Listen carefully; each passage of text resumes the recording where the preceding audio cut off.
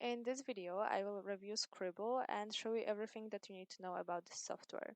If you have any questions, please ask them below, and I will also include a discounted link so you get your money's worth for Sqribble.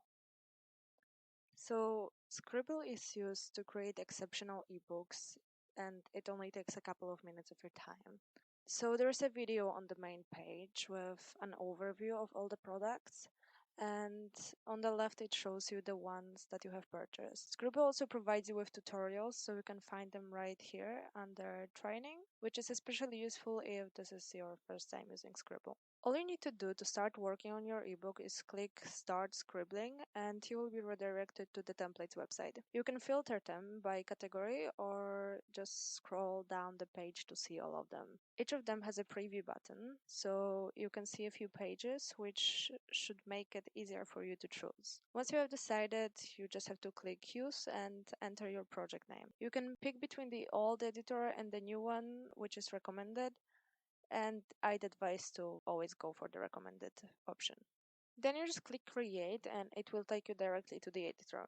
Now, to access all of the general settings, you need to click on the settings button all the way in the top left corner. And here Sqribble lets you change the theme of the website, and you can also see all the shortcuts, which is very useful when you're editing your ebook. You can also generate your ebook's table of contents here. And I think the fact that you can change how you want your page number to be displayed is also a nice touch, and you can do that in the headers and footers settings. When you click on pages, that's basically your own table of contents. Very useful if you don't want to keep scrolling up and down, because one click will take you directly to the page in your ebook that you are looking for. Same goes for the Elements button. It's basically a table of contents for all your elements. Once you hover your mouse over one of them, it will take you to the page the element is on, and it will highlight it. And you can decide what you want to do: hide, clone, or remove it. And clicking on it will take you to the settings of that element. The next one is the colorizer, which lets you change the color scheme of your ebook. Grids, as the name suggests, lets you create a grid so that you can align the elements accordingly. The last one is the Add Content button, where you are able to add an article from Sqribble's article collection. On the right in yellow, it shows you how many articles on the topic there are. And when you click Preview, it opens the article in a new tab, so you don't lose progress. Once you're certain which one you want, you just click Add Content and it will be added right before your thank you page. From here, you can also copy and paste text, upload a Word file or any other text file, or paste a link to a website you want to take text from, which is especially useful if you're trying to, let's say, transform your blog into an ebook.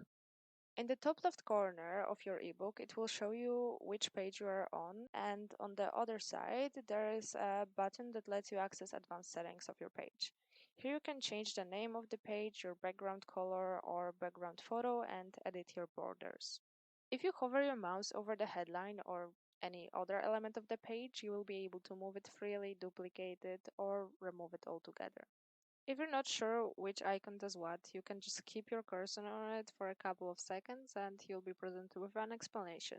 For example, the first icon lets you move this element to a different page. And with the gear icon, you are able to access all the settings for your headline.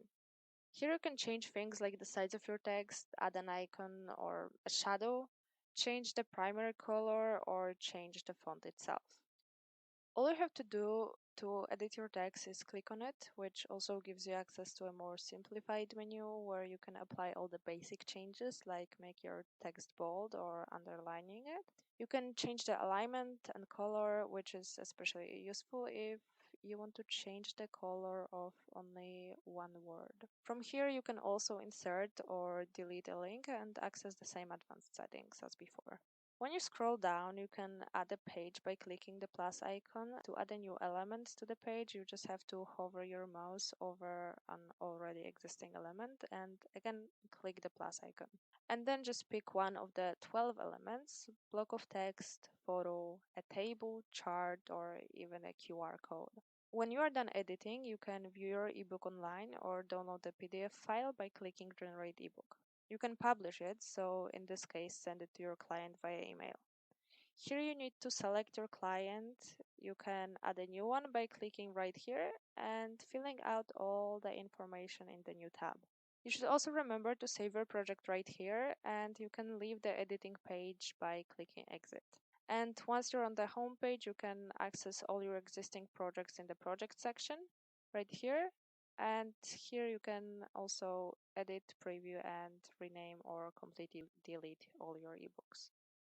If you ask me, Sqribble is definitely a very reliable and powerful software. It's a very great ebook creator, and it offers a long, long list of professional looking and fully customizable templates, as well as more than enough tools to make your ebook look clean, aesthetically pleasing, and easy to read.